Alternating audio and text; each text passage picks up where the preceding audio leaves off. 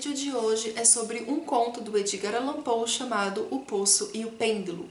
Esse conto é para o projeto 12 Meses de Poe, vou deixar todos os links aqui no box de informação.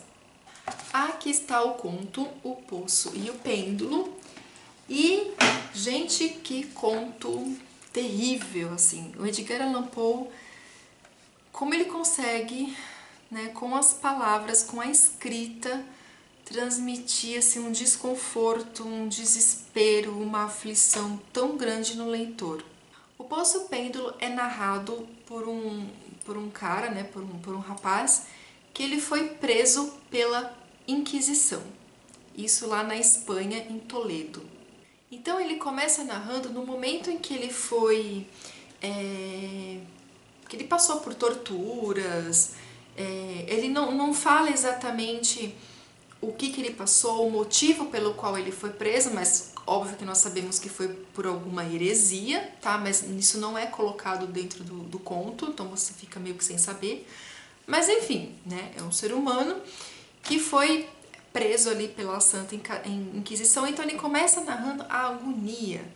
Ele narra aquilo que ele está sentindo e, óbvio, o fato dele estar narrando, você já sabe que ele conseguiu se livrar da Inquisição, né? Porque ele está narrando aquela história, né? Então você sabe que ele conseguiu escapar de tudo aquilo e claro que eu não irei, né, falar, né, não vou contar o conto inteiro para vocês aqui, somente um trechinho aqui para vocês, né, ficarem com um gostinho de ler esse conto incrível.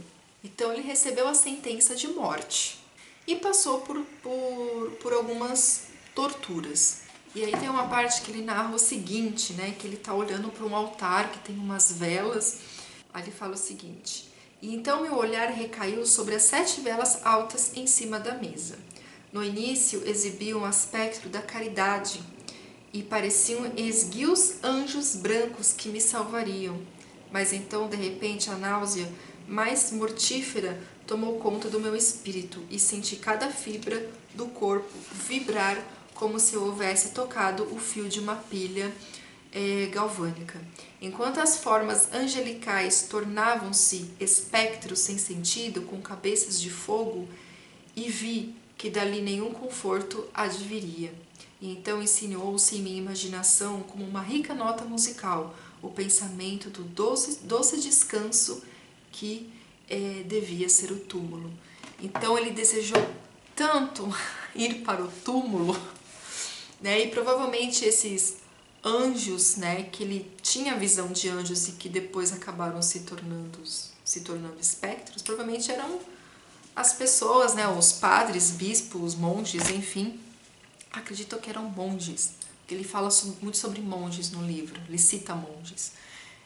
Acabaram se tornando esses seres, né, seres espectrais, quando na verdade antes ele tinha uma ilusão de anjos, né, de caridade e tal. E eu acho interessante que tem uma parte que ele fala o seguinte: "Todas as sensações pareceram tragadas num assalto violento e furioso, como o da alma pelo Hades", né? O Hades está entrando na mitologia.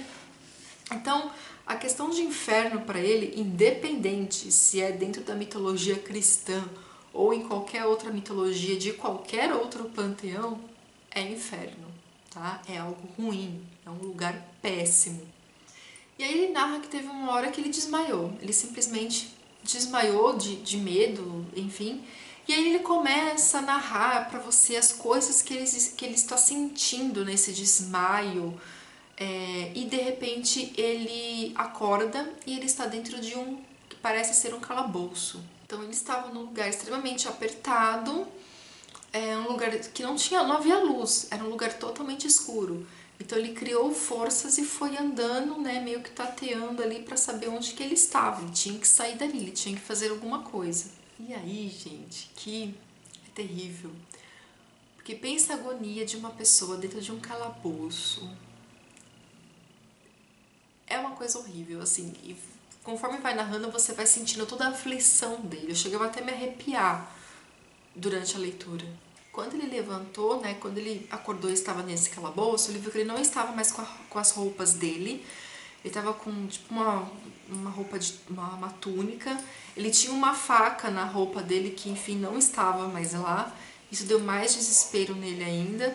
E era um calabouço meio que um labirinto. Então meio que ele cortou um pedaço da roupa, colocou ali no meio de uns tijolos para meio que depois tentar encontrar, enfim. E aí chega um momento que ele encontra um jarro de água e um pedaço de pão que foi deixado ali para ele. Ele devora aquilo, né? Porque ele está com muita fome. Que ele acaba tropeçando na própria roupa dele, naquela própria túnica, vestido, enfim.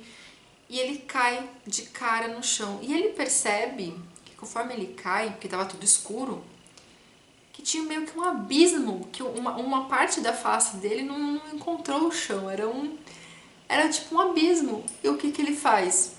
Ele se joga dentro daquele negócio e cai tipo num poço de água. E antes disso, na verdade, quando ele caiu, ele ficou muito tempo desacordado. Aí quando ele acordou, ele viu que tinha mais uma jarra de água, mais um pedaço de pão, ele comeu e aí sim, ele meio que se joga ali nesse poço. E ele consegue sair dali daquele poço e ele entra numa sala que aí sim vem a história do poço e o pêndulo. Tem um pêndulo, né? Tem um filme que retrata exatamente esse conto, que é um filme chamado O Poço e o Pêndulo. Eu sei que existem duas versões, né? Tem uma versão antiga e uma versão nova, que eu também não sei de que época que é, que já não deve ser tão nova assim.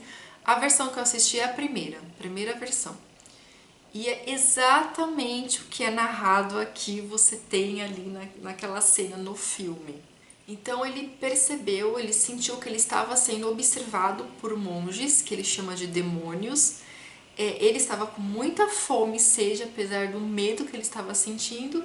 E ali, gente, ele se encontra, ele viu aquele objeto, aquele pêndulo que estava lá no alto, e o negócio ia descendo, descendo, descendo, descendo, até que ele teve que se estirar no chão. Ele viu um monte de ratos, né, gigantescos, assim, que começaram a subir em cima dele. Ele viu aquele pêndulo, aquela lâmina, né, que ia subindo e descendo naquele vai e vem, e que um momento iria realmente